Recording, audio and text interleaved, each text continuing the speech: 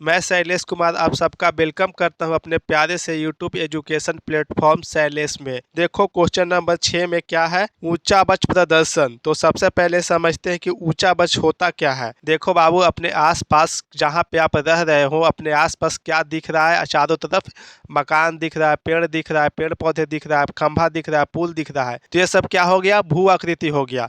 यानी कि पृथ्वी पे जितनी भी चीज आप पाए जाते हैं बाबू, जितने भी वस्तु, जो भी चीज आपको दिख जाए, सारा का सारा क्या है? भू आकृति। यानी कि भूमि पे पाए जाने वाला वस्तु आकृति को क्या बोलते हैं? भू आकृति बोलते हैं।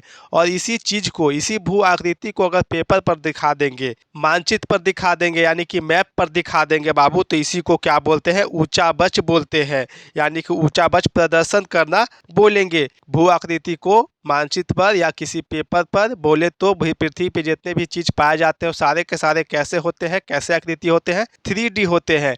और 3D को 2D पे दिखा देंगे, समतल ब्लैक बोर्ड पर दिखा देंगे, कागज पर दिखा देंगे, मैप पर दिखा देंगे, नक्शा पर दिखा देंगे, तो इसी को क्या बोलेंगे? ऊंचा बच प्रदर्शन बोलेंगे। के प्रमुख, प्रमुख का मतलब मुख्य, अच्छा अच्छा विधियों का उल्लेख कीजिए। यानी कि देखो, अपने पृथ्वी पे कितने सारे चीजें हैं, कितने सारे भू आकृति है, तो सभी भू आकृति को बाबू मानचित्र पर अलग अलग तरीका से दिखाया जाता है। अगर पुल को दिखाना है मानचित्र पर, तो हम मान लिया जाए कि ऐसे दिखाएं, पुल को ऐसे दिखाएं, पेड़ को भी ऐसे दिखा देंगे? नहीं बाबू, पुल को दिखाने का तरीका अलग होता है मानचित्र पर, पेड़ को दिखाने का तरीका अलग होता है। तो अलग अलग भू आकृति को मानचित्र पर अलग अलग तरीका से दिखाया जाता है। तो इन्हीं भू आकृतियों को दिखाने के लिए बाबू विधि है। क्या है? विधि है। यानी कि ऊंचा बच निरूपण करने की विधि है। इसी विधि को इस वीडियो में पढ़ेंगे। तो ऊंचा बच प्रदर्शन की प्रमुख विधियां निम्नलिखित है, नीचे दिया गया है। सबसे पहला नंबर कौन सा विधि है बाबू? हैसुर विधि। तो हैसुर विधि क्या बोलता है? देखो, इस विधि के अंतर्गत, अंतर्गत मतलब हैसुर विधि में मानचित्र में छोटे महीन खंडित रेखाओं द्वारा, कैसे बाबू? हैसुर विधि में छोटे महीन खंडित रेखाओं द्वारा की सहायता से ऊंचा बच निरूपण किया जाता है।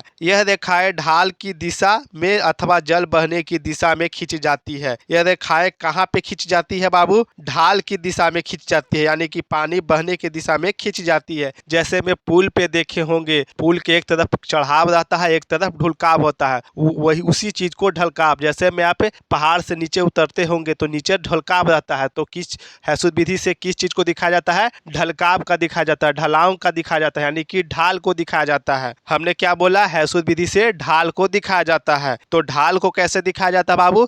छोटे छोटे महीन महीन एवं खंडित रेखाओं में दिखाया जाता है। देखो, छोटा छोटा महीन महीन खंडित रेखाओं द्वारा दिखाया जाता है। अगर मान लिया जाए कि यह क्या है? पर्वत है, यह पर्वत है बाबू, तो यहाँ पे देखो ढाल क्या है? तीव्र है, ज्यादा ढाल है। तो जहाँ पे ज्यादा ढाल रहेगा बाबू, तो हैसुर विधि में उसको कैसे दिखाएंगे? गहरा गहरा और मोटा मोटा रेखा में पास पास से दिखाएंगे। जहाँ पे क्या रहेगा? ढाल अधिक रहेगा तो गहरा रेखा एवं मोटा रेखा से दिखाएंगे, और रेखा कैसा होगा? पास पास होगा। अगर ढाल कम है बाबू, देखो यहाँ पे अगर मान लिया कि ढाल कम है, देखो ये ढाल कैसा है? कम है, तो इसको कैसे दिखाएंगे? पतला पतला एवं दूर दूर रेखा से दिखाएंगे। अगर अधिक ढाल है तो मोटा मोटा गहरा रेखा से दिखाएंगे, अगर कम ढाल है तो दूर दूर पतला पतला रेखा से दिखाएंगे मानचित्र में बाबू। और हैसुर विधि से बना मानचित्र यानी कि कैसा होता है? एकदम आकर्षित दिखता है, एकदम ओरिजिनल दिखता है, लगता है कि ओरिजिनल में बनाया गया है। और बाबू जहाँ पे ढाल कम है, यानी कि बोले तो समतल है, यानी कि ढाल इस प्रकार से है, इस प्रकार से ढाल है बाबू, तो यहाँ पे कोई भी रेखा का प्रयोग नहीं करते हैं, खाली छोड़ देते हैं। सेकेंड में है बाबू पर्वतीय छायाकरण विधि। तो पर्वतीय छायाकरण विधि क्या होता है? इसमें भू आकृतियों पर, भू आकृति अभी हम समझाएं कि भूमि पे पाए जाने वाले जो भी चीज अपने आसपास देख रहे हो, सारे के सारे क्या है? भू आकृति है। पर उत्तर पश्चिम के कोने पर से प्रकाश पड़ने की कल्पना की जाती है। कहाँ से कल्पना की जाती है बाबू? उत्तर और पश्चिम के कोने पे से प्रकाश पड़ने की कल्पना की जाती है। तो आप मैप में पढ़े होंगे बाबू कि ऊपर में क्या होता है? मैप में बाबू ऊपर में क्या होता है? उत्तर होता है, नीचे में क्या होता है? दक्षिण होता है, राइट साइड में क्या होता है? पूरब होता है, और इस साइड क्या होता है? पश्चिम होता है। मैप के यानी कि नक्शा के ऊपर में क्या होता है बाबू? उत्तर होता है, नीचे में दक्षिण होता है, राइट में पूरब और लेफ्ट में पश्चिम। तो क्या होता है, पूरब उत्तर और पश्चिम के कोने पर से। तो उत्तर और पश्चिम के कोना कहाँ हो गया बाबू, इधर हो गया, उत्तर यहाँ पे पश्चिम यहाँ पे। कोने पर से प्रकाश पड़ने की कल्पना करते हैं। क्या करते हैं, यस मतलब लाइट पड़ रहा है, यहाँ पे कोने पर से प्रकाश पड़ने की कल्पना करते हैं। मान लिया जाए कि बीच में क्या है, किताब रखा हुआ है। यहाँ पे क्या है बाबू, किताब है, पर्वत नहीं है। किताब रख दिए तो ऊपर और पश्चिम, उत्तर और पश्चिम के कोने पर से अगर लाइट पड़ेगा बाबू किसी भी वस्तु पर या किताब पर ही, तो क्या होगा, ऊपर से एकदम लाइट पड़ता है तो क्या होता है, एक साइड वाला उजला उजला दिखाई देता है और एक साइड के क्या होता है, परछाई बनता है, छाया बनता है। तो पर्वतीय छायाकरण विधि में क्या किया जाता है, पर्वत को मानचित्र पर दिखाया जाता है। तो किताब के जगह पर अगर पहाड़ को रख देंगे बाबू और पहाड़ के उत्तर और पश्चिम के कोने पर, ऊपर के कोने पर से प्रकाश मारेंगे तो एक तरफ क्या होगा, ऊपर वाला सतह पर्वत का एकदम उजला उजला दिखाई देगा और नीचे परछाई बनेगा। जहाँ पे तीव्र ढाल रहेगा वहाँ पे लाइट नहीं पड़ेगी तो उसका परछाई बन जाएगा। तो क्या होता है, पर्वत को अगर मानचित्र पर दिखाना होता है तो उत्तर और पश्चिम के कोने पर पहाड़ के ऊपर से अगर लाइट मारेंगे तो मानचित्र पे दिख जाएगा बाबू। तो यहाँ पे पढ़ो, इसके अंधेरे में पड़ने वाले हिस्से को या ढाल को गहरी आभा से भर देते हैं। जहाँ पे अंधेरा रहेगा बाबू, अंधेरा बनेगा तो मानचित्र में कैसे करेंगे, कैसे दिखाएंगे, गहरी आभा से यानी कि गहरा रंग से दिखाएंगे। जबकि प्रकाश पड़ने वाले हिस्सा या हल्का ढाल को गहरी आभा से भरते हैं। जहाँ पे कम ढाल रहेगा तो वहाँ पे क्या पड़ेगा, लाइट कम पड़ेगा तो उसको हल्का रंग से भर देंगे मानचित्र में। तो हमने क्या बोला बाबू कि जहाँ पे छाया नहीं बनता है वहाँ पे क्या होता है, कम ढाल होता है, और जहाँ पे छाया बनता है वहाँ पे तीव्र ढाल होता है।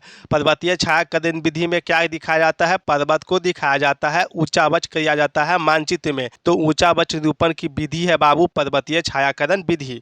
अगला है तल चिन्ह। तो तल चिन्ह क्या होता है, समुद्र तल से भू आकृतियों को, मान लिया जाए कि यह क्या है बाबू, समुद्र तल है।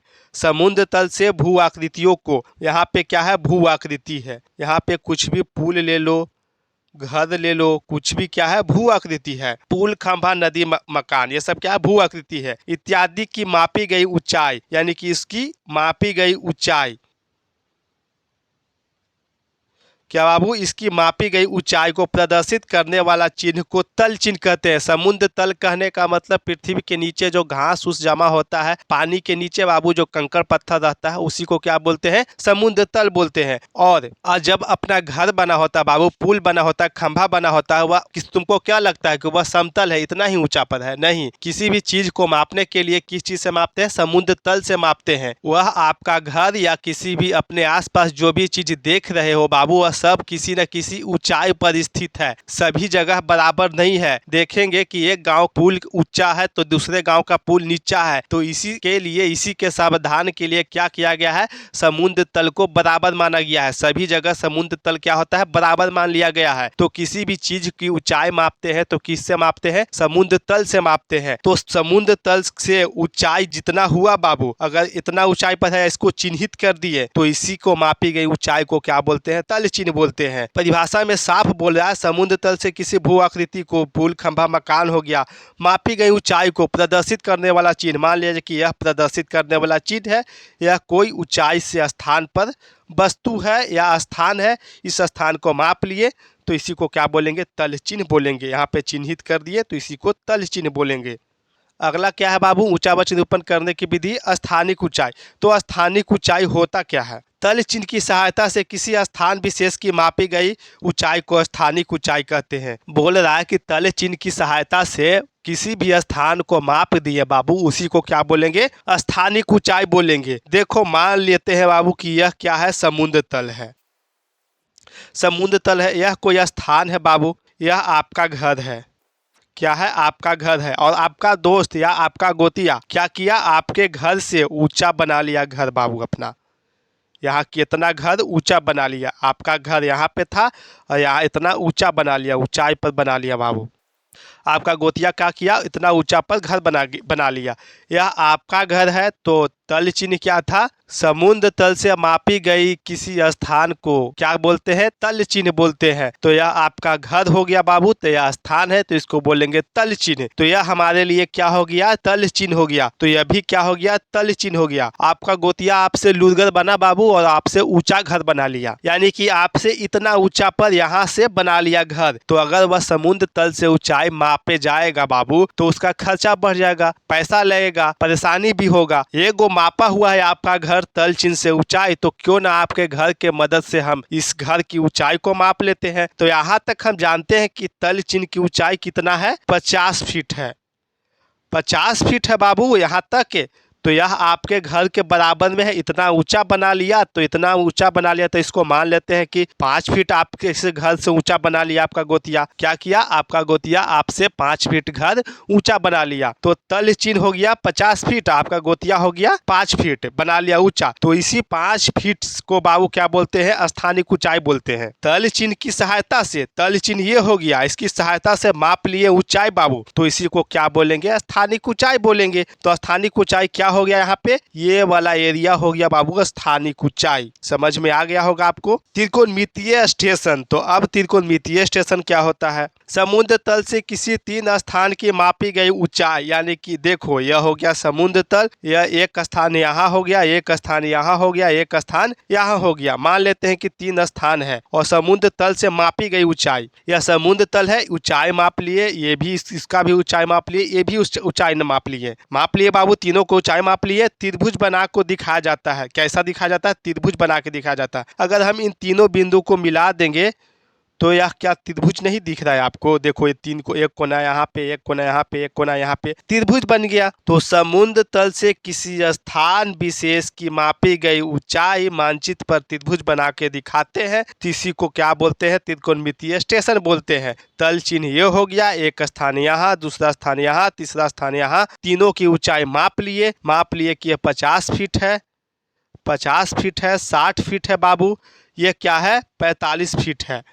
तो तीनों की ऊंचाई माप के तीनों को मिला दिए, त्रिभुज के आकार के दिखा दिए, तो यही हो गया त्रिकोणमितीय स्टेशन। तो यहाँ पे बाबू वीडियो समाप्त होता है। ऊंचा वक्र निरूपण करने की 5 विधि थी, हमने पांचों विधि को पढ़ लिया। किसी भी चीज को अगर ऊंचा वक्र निरूपित करना है बाबू, मानचित्र पे दिखाना है, तो इन्हीं 5 विधियों से दिखाएंगे। तो वीडियो समाप्त हुआ। वीडियो अच्छी लगी तो चैनल को सब्सक्राइब करें।